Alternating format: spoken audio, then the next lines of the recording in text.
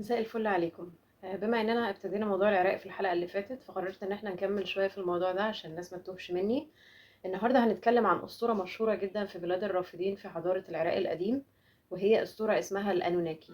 لو انت مش مهتم خالص بتاريخ الجزء ده من العالم عمرك ما هتكون سمعت الكلمة دي، لكن لو انت مهتم اكيد هتكون بحثت ودورت وعرفت ان في حاجة اسمها أنوناكي، أسطورة أثرت كتير في الحضارات القديمة وأثرت في تفكيرنا دلوقتي، وهي موضع تساؤل مهم.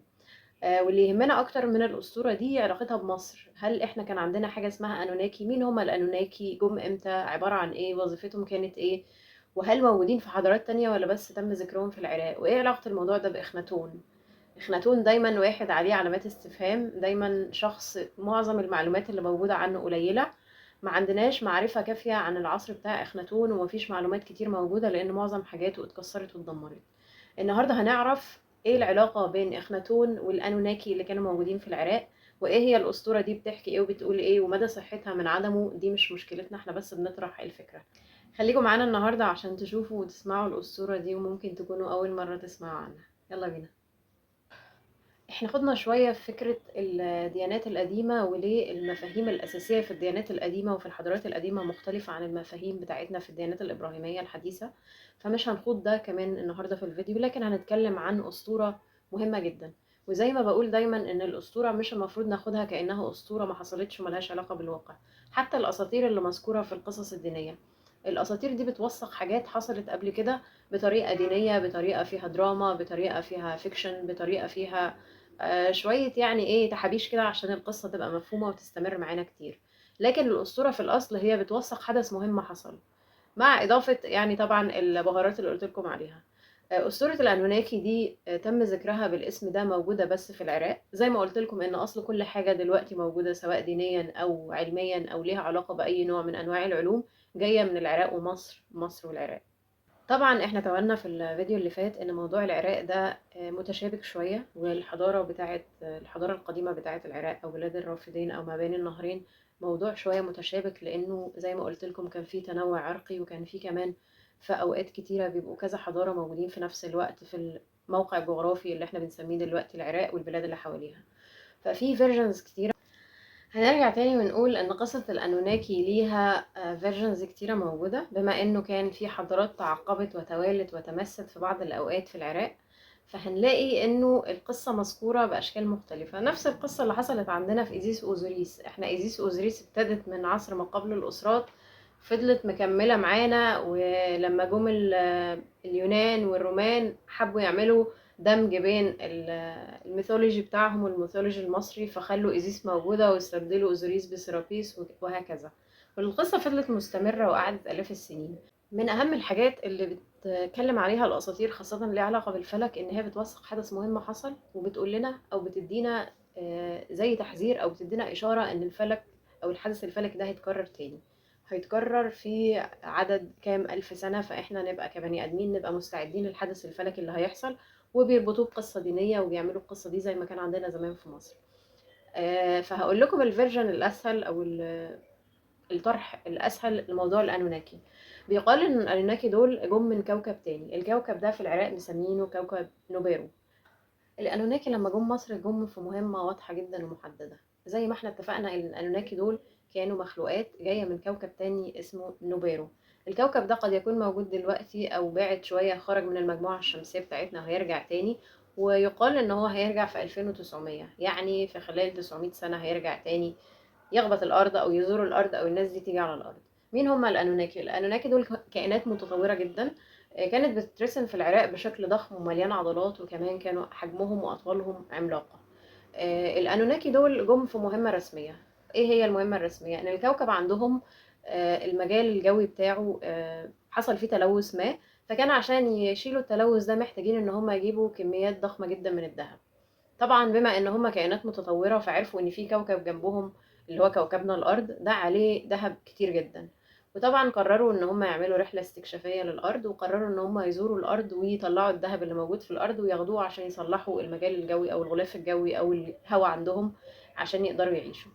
مشكلتنا الأكبر بتيجي لما نقارن بين البني آدمين وأي كائنات تانية من أي كوكب. دايما بنتصور إن الكائنات الفضائية شبهنا، يعني عندها راس وعندها إيدين وعندها رجلين، ممكن يكون بقى بدل العينين مثلا عندها 3 عيون.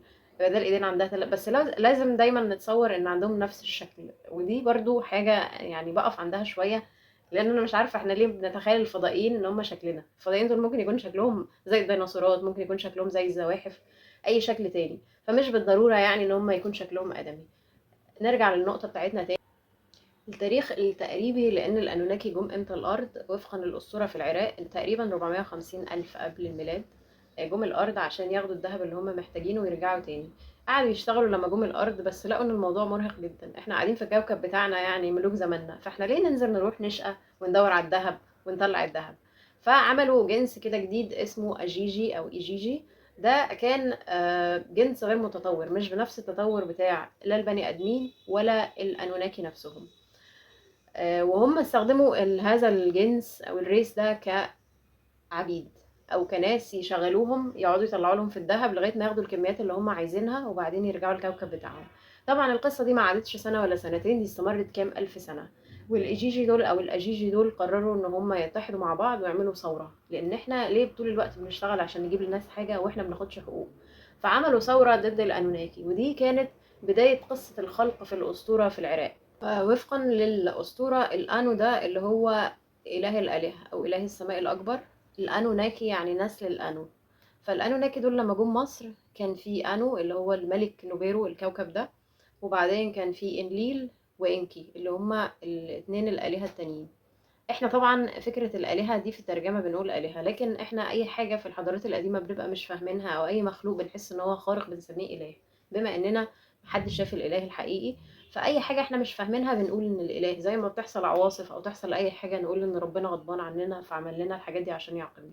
نفس التصورات بشكل مختلف، اختلاف بسيط. زمان إن هم كانوا بيعملوا أشكال متعددة عشان يحاولوا يفهموا فكرة الإله اللي احنا مش قادرين نشوفه.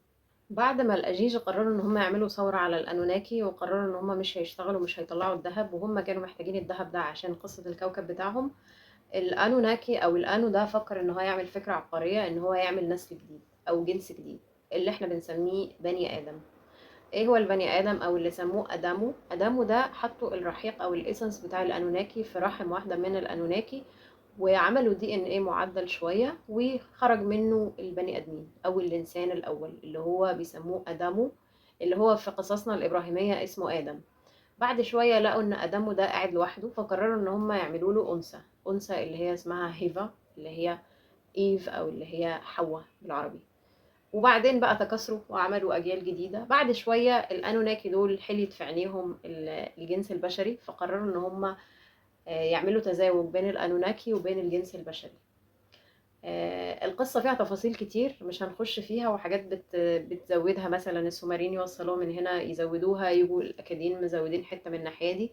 فهنتكلم بس في البيز الأساسية بتاعة القصة. وبعد شوية البني آدمين تكاثروا، وهي نفس القصة اللي مذكورة في القصص الدينية، إنه بعد ما آدم وحواء أو بعد ما آدم وهيفا اتجوزوا وخلفوا ولادهم اللي يحملوا بالمناسبة نفس الأسماء، واحد من الاتنين دول ابتدى الشر يجيله أفكار شريرة، إنه أنا ليه ما سيطرش على كل حاجة وأقتل أخويا اللي هو قايين نفس الاسم برضو. قتل أخوه، وبعد كده الأنوناكي ابتدى يشوف إن الجنس الآدمي ده بقى شرير، فقرر إن هو يمشيه من الجنة، وقرر إن هو نفس اللي مذكور في القصص الدينية، إنه يخرج من الجنة ولازم يتعب ويشتغل. في الوقت ده كان الأنوناكي خلاص ابتدى يزهق من البني آدمين، والبني آدمين ابتدوا يبقوا شريرين ويخشوا في حروب ويتكاثروا ويحصل بينهم مشاكل، وتحول لجنس يعني إيه، بيحب الشر شوية. فالأنوناكي زي ما قلت لكم قرروا إن هم يخرجوهم من الجنة، وقرروا إن هم خلاص مش محتاجينهم، وقرروا إن هم خلاص أخدوا الذهب اللي هم محتاجينه، وقرروا إن هم هيدمروا الأرض تماما. فهذا ما يعرف بالطوفان. فالأنوناكي أو الأنو ده كلم حد شافه كويس من البشر، وقال له أنا هعمل طوفان هدمر كل الجنس البشري، لكن بما إنك إنسان كويس أنا عايزك إنك يعني تنقذ نفسك من هذا الطوفان العظيم، وتعمل لنفسك فلك كبير أو سفينة كبيرة، والسفينة دي هتفضل موجودة في الطوفان لغاية ما الطوفان يخلص وانت هتعيش. بس عايز أخلي كل الأجناس بتاعت الحيوانات موجودة، فهتجمع 2 من كل حيوانات وتدخلهم في الفلك ده، وانتوا الحاجات الوحيدة اللي هتنجوا من الفيضان اللي هيحصل. كوكب النوبيرو ده المفروض ان هو بيقترب من الارض كل 3600 سنة. 3600 ده رقم مهم لأن في دورات فلكية كتير بتحصل بشكل كامل كل 3600 سنة. فالكوكب ده المفروض ان انا زي ما قلت لكم 2900 هيرجع يخبط الارض تاني وفقا للاسطوره في العراق. طبعا لما نوبيرو ده خبط الارض حصل نتج عنه كوارث بيئيه كتير زي منها الفيضان اللي حصل والكلام ده، وكوارث تانية كتيره حصلت. وتم تدمير الجنس الانساني تماما، ما تمش انقاذ غير الكائنات اللي كانت موجوده بس في الفلك اللي هو وفقا للاسطوره. عملوا شخص كويس طيب. وبعد كده بعد ما خلصوا القصه دي الانوناكي سابوا الارض رجعوا للكوكب بتاعهم، والكوكب بتاعهم ابتعد. والناس اللي جوه الفلك دول هم اللي نجوا من الكارثة، والحيوانات اللي هي نجت من الكارثة وأكثروا في الأرض، يعني إيه، ابتدوا يتكاثروا وانتشروا في الأرض كلها. وابتدوا يعبدوا الأنوناكي وعملوا لهم معابد كتيرة في كل حتة. وقسموا الأرض لثلاث أماكن أساسية: جزء في العراق وجزء في مصر وجزء في الهند، اللي هم الثلاث آلهة الرئيسية. العراق كانت مخصصة لإنليل، مصر كانت مخصصة لإنكي، والهند كانت مخصصة لإنانا. ودول الثلاث آلهة الأساسية اللي احنا موجودين طول الوقت في الأسطورة في العراق اللي هي في بداية قصة الخلق يعني. ايه علاقة ده بمصر؟ في حد اسمه مردوخ ده من النسل الجاي بتاعهم. مردوخ ده هو اللي احنا بنسميه في مصر رع وفقا للأساطير المصرية القديمة. القصة الحلوة الجميلة دي عرفناها منين؟ 1849 لقينا تقريبا 14 لوح طيني موجودين في بلد نينوى في العراق. وطبعا ده تطلب مجهود كبير لانه ده مكتوب باللغة السومرية القديمة، فدي لغة برضو زي الهيروغليفية كده، لغة ميتة محدش بيستخدمها دلوقتي، فكنا محتاجين حد متخصص يشتغل كتير. فالحاجات دي راحت المتحف البريطاني، وكان في شخص مهتم جدا باللغات القديمة ابتدى يروح كل يوم يبص عليها. لما الناس في المتحف البريطاني او الاداره لقت ان الشخص ده مهتم جدا طلبت منه ان هو يشتغل على الالواح دي. لما قعد يشتغل عليها ترجمها وطلع لنا الاسطوره دي بتاعه الانوناكي. الحاجه التويست في الموضوع بالنسبه لنا هنا في مصر حاجه مهمه جدا، ان احنا عندنا نسخ من الالواح دي موجوده في مصر في المتحف المصري. اظن ان في واحد او اتنين منها موجود دلوقتي، بس قبل كده كان في حاجات كتيره منها. دي هنلاقيها في الغرفة بتاعة إخناتون في المتحف المصري في الدور الأرضي. لو دخلت من الباب وفضلت ماشي على طول وطلعت السلم ورا التمثالين الكبار هتلاقي الأوضة بتاعة إخناتون اللي فيها تماثيل بتاعة إخناتون، وفيها رؤوس بنات إخناتون وإخناتون، وفيها شوية أيقونات لقيناها في تل العمارنة عاصمة إخناتون. وهنلاقي الرسائل دي موجودة، بس الرسائل دي احنا طول عمرنا بنفكر في الرسائل دي ان هي رسائل مبعوثة للملوك الحكام اللي كانوا في العراق في الوقت ده، لان العراق في الوقت ده كانت تحت حكم مصر. بما اننا عارفين ان اخناتون كان ليه علم بتاعه مختلف تماما عن عالم الملوك التانيين، فالناس دي كانت بتبعت او الملوك دي كانوا بيبعتوا لاخناتون بيطلبوا مدد من الجيش عشان الناس ابتدت تتمرد على الحكم بتاع مصر في العراق. لكن الرسائل اللي احنا بنسميها رسائل تل العمارنة اللي هي موجود لسه منها في المتحف المصري دي عبارة عن مئات نفس الشكل ألواح طينية مكتوبة باللغة السومرية القديمة. والناس دي بتخاطب إخناتون بتقول له أخي. وده شيء غير معتاد لأن الملوك بينهم وبين بعض بيبقى فيه لغة مختلفة، بس مفيش ملك موجود في العراق بيخاطب ملك في مصر بيقول له أخي. اخناتون كان دايما مسار بالنسبة لي بشكل شخصي مسار إعجاب جدا، لأنه يعني very mysterious، يعني حاجة كده اللي هو غير مفهومة. هتخشوا القاعة بتاعت اخناتون هتلاقوا شكل الدماغ بتاعت اخناتون، وأنا قلت لكم قبل كده في فيديو شكلها غريب جدا. الناس بتبقى متصورة بشكل غريب، خاصة الأسرة الملكية بتاعت اخناتون نفرتيتي وبناته متصورين بشكل مختلف جدا.